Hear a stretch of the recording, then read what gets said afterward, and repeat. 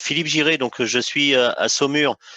Je suis donc secrétaire de mon syndicat CGT Cheminot à Saumur, membre de la CE de l'UL et CE de l'UD CGT 49, représentant également dans mon entreprise. Je suis représentant de proximité au CSE de la zone de production atlantique et je suis également désigné aujourd'hui par les camarades comme Dany Rosier du CLRR 49, qui est syndiqué FO-CGT.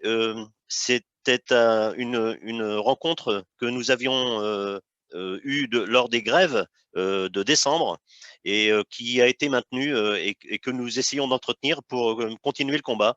Voilà, donc les grèves, je parlais bien sûr des grèves sur les retraites de décembre 2019 à février, auxquelles les cheminots ont fortement participé. Voilà, je vais juste vous lire un texte important pour moi qui relate un petit peu ce qui se passe dans mon entreprise.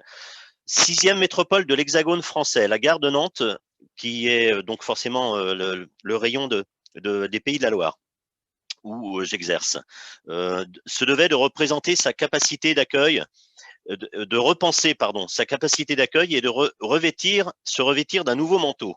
Un rafraîchissement était également nécessaire. Mais même si Rudy Ciotti, architecte de renom, avait déjà doté la ville de quelques-unes de ses œuvres, la région Pays de la Loire, la municipalité nantaise et la direction de la SNCF se devaient, elles, par contre, de penser à une mezzanine qui vient d'être achevée et dont l'inauguration a eu lieu hier. Une mezzanine reliant bien sûr les entrées sorties nord et sorties sud euh, pour doubler sa capacité d'accueil actuellement et se projeter vers 2025 pour des usagers, bien sûr, mais également pour n'oublier personne. Malheureusement, le résultat est tout autre. Derrière l'architecture se cache la réalité. Ce qui frappe en premier lieu, c'est que dans cet immense hall surplombant les voies et offrant un beau panorama, pas un seul guichet. On a supprimé tous les guichets. Pendant les phases travaux, depuis 6 ans, les 16 guichets implantés à Nantes sur 400 mètres carrés avaient subi déjà plusieurs déplacements et écrémages au passage. D'abord dans des bungalows pour finir enfin à 9 guichets dans un recoin de 200 mètres carrés éloigné de 500 mètres du nouveau hall d'entrée précédemment dévolu aux objets trouvés. Tout un symbole. Oui, vous l'avez compris, les usagers ne maîtrisant pas les nouvelles technologies vont bien sûr reprendre la route.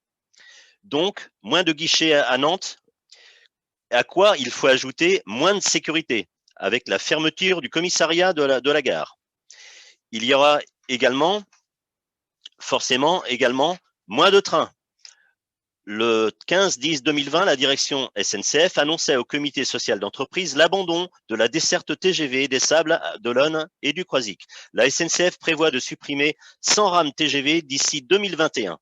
Les conséquences sur les dessertes devraient être lourdes. Beaucoup d'usagers vont rester sur le quai.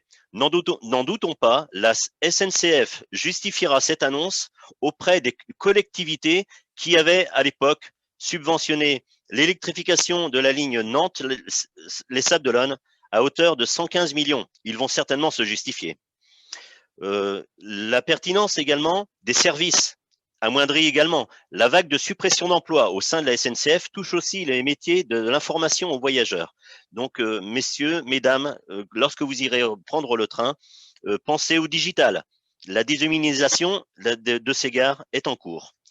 Je voulais également ajouter, pour finir, je ne retrouve, excusez-moi, dans mes notes, mais il y a également beaucoup d'autres gares en France.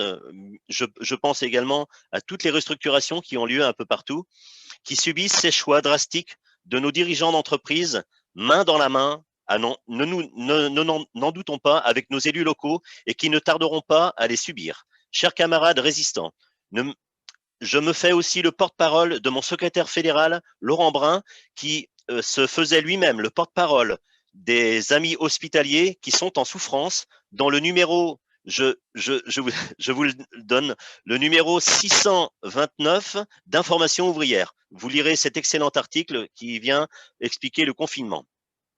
donc c'est mon secrétaire fédéral des cheminots.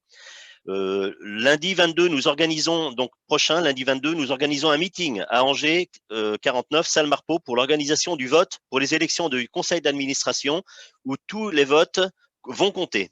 Je voulais simplement finir avec ces quelques mots. Sauvons les services publics hospitaliers, enseignants, cheminots, étudiants, mais également toutes les forces militantes du CNRR en France. Restons tous dans l'action et pas seulement mobilisés et à l'écoute. Et pour finir, syndiquons-nous, mais pas n'importe où, car oui, nous pourrons avancer et construire ensemble, mais pas avec n'importe qui.